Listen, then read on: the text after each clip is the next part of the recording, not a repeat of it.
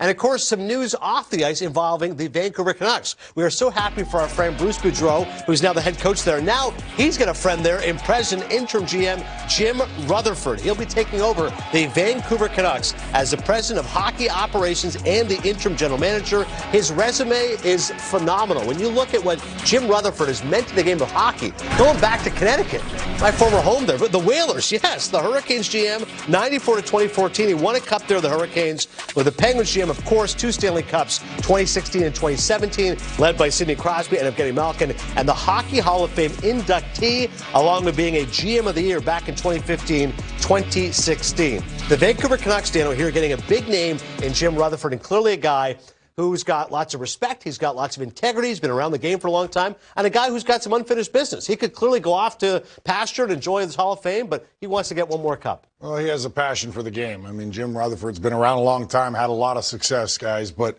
he goes to Vancouver, and make no mistake, they've got a lot of good young talent there, and we've seen now all of a sudden you bring in the experience of a Bruce Boudreau, our buddy here at the network, who's had all kinds of success as a coach in the National Hockey League, and now you bring in Rutherford to nurture a young general manager, in my opinion. I think Mike Johnson had mentioned that would be a good idea, maybe a little different ideas, because who better to teach you than Jim Rutherford, 3-time Stanley Cup champion, as a general manager, and he's not afraid to make a bold move here or there. So I'm not counting the Canucks out just yet, even this year. A lot of hockey left with the 2 veterans like a Jim Rutherford and a Bruce Boudreau behind the helm right now, and maybe they make a tweak or two and continue to get better and better around those young stars. The key phrase you use, though, unafraid to make a bold move. Because what happens is, Billy, I think, you hire a new coach, you hope that has an impact. Generally, it does. Bruce comes in, new, fresh voice, positivity. But if the team really doesn't take off, maybe the president GM goes, maybe not this year, maybe in the offseason, I will trade one of these key pieces. I will shake things up. That's what I'm curious what Jim Rutherford is going to do. Jim Rutherford has that history. So it's about evaluating in Vancouver and going down the lineup and saying, hey, do you want to be part of this organization? Do you want to be part of this team? Show me the rest of this year. Evaluate your players. See where they're at. And if not, he's going to go out there and he will make a trade for someone else. He has that kind of history. Also for the GM, the hockey ops, now he's good. When he's been GM, his assistant GMs, Tom Fitzgerald, GM with the New Jersey Devils, Bill Guerin, Jason Botterill. You can just keep going down the list. And all of a sudden, if maybe the Sedin twins, if you want to mentor them, there's all kinds of people that you can put in that underlying position that he's going to be a great mentor for. But for me, the Vancouver Canucks, the rest of this year, it's about evaluating the players, evaluating their talent. Jim Rutherford, one of the best in the business at that, and determining, because the team, you can go at teams and know if players are happy or not and whether they want to be there. And if not, you immediately have to weed those players out, because you have to have players that have such pride in the jersey and wearing it and want to be part not only of the team, but a fabric of the community. If you get those players that want to be part of the team, fabric of the community, those are what you want. Jim Rutherford is going to find out who those players are.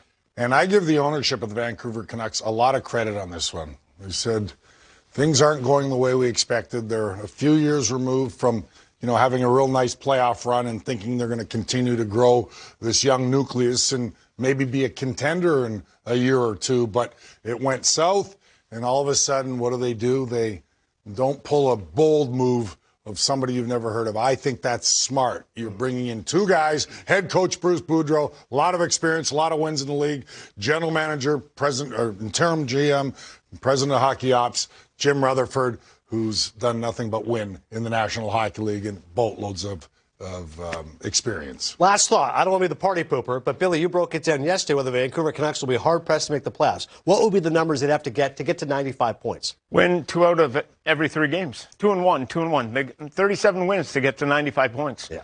So the rest of the way, that's a tough stretch. It's a tough stretch. It works out to about 37 and 21, somewhere in there. Yeah. So you got to win 2 out of 3 the rest of the way. That's an uphill battle, but the only thing they have going for them, the division.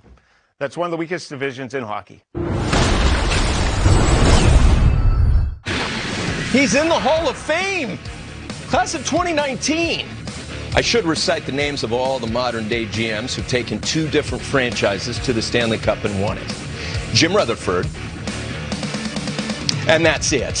He has had such a distinguished career to say nothing of the longevity of it. A GM since 94-95. If you think Billy Lindsay looks like Rick Schroeder now, you should have seen him mid-90s. NYPD Blue. And he resigns, as he put it, at an unusual time, but it's the right time. Billy Lindsay, Kevin Weeks, your reaction to this. You first, Billy. This is news that has sent shockwaves around the entire league. It's unusual. One of the game's best GMs. He's been there in Pittsburgh a long time. One of the most aggressive GMs when it comes to trade deadline. And you talked about the 3 Stanley Cups. If there's a general manager, when his team wants to make a move at the deadline, he's going to go out and try and improve that team. Always active. You heard the CEO there mention that he's on his walks and he's always on his phone trying to improve this team. But when you've been at it since 94, 95, you've been going for a long stretch, and maybe a wear and tear of this year, COVID. You just don't know what's going on in a personal life, but it sounds like he's healthy. That is a good thing. If he wants to walk away, that's his choice. He's earned it from those standards. It's a tough blow for the Pittsburgh Penguins and during the course of a season just getting started. So see what kinds of moves that they want to make. But all the respect to Jim Rutherford. Wish him the best, and wherever he goes from here, his legacy cemented. Hey, Weeksy, this point that he made about being aggressive, 51 moves in 7 years. What I want to ask you about, you're like John Gruden. Every time there was an opening in the NFL, John Gruden's name came up. Similar thing with you. So instead of asking you about Pittsburgh Penguins' interest and all that, this GM job, this position, where this team is at, what makes it an appealing job? Because clearly they're going to have to find an answer to try to replace a Hall of Famer. Yeah, I don't think you replace the Hall of Famer. I think that he's pretty irreplaceable in that sense. But I'll just tie a bow on echoing what you said. I couldn't agree more. I played for Jimmy, rather. And even going back to my days in the OHL, when him and Mr. Carmanos ran the Detroit Junior Wings, they ran that like an NHL team. And, of course, then with the purchase of Hartford and then bringing the team from Hartford to Greensboro to ultimately Raleigh, you could have him in the Hall of Famer as a builder as well, let alone as a general manager. So I love playing for him. He's a first-class person. He knows that. I'm sure he's probably tuned in and watching. An ace of a person, an ace of a general manager.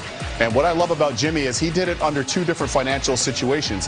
He did it in Raleigh where there are some more financial restrictions, so to speak, and he's done it here back-to-back in Pittsburgh, Tone, as you pointed out. This is a model franchise. I mean, this is a model franchise. Make no mistake about it. They are perfectly assembled. They've got great ownership group, obviously, in Ron Burkle and the great Merrill Lemieux. Dave Morehouse is their president. They're a community team. They're a team that's continued to grow. They have a great building in PPG Paints Arena and a great practice facility in the UPMC Penguins medical facility that's state-of-the-art. There's a lot to like. They're growing youth hockey in Pittsburgh and greater Pittsburgh. We have NHLers that have come out of there, be it Trocheck, be it John Gibson, with another shutout, I might add, for the Anaheim Ducks. So this is a trophy franchise right now that's won cups, been to cups. They're very prestigious and a prestigious franchise, without question, one of the model ones, and, of course, one that a lot of people would love to work at.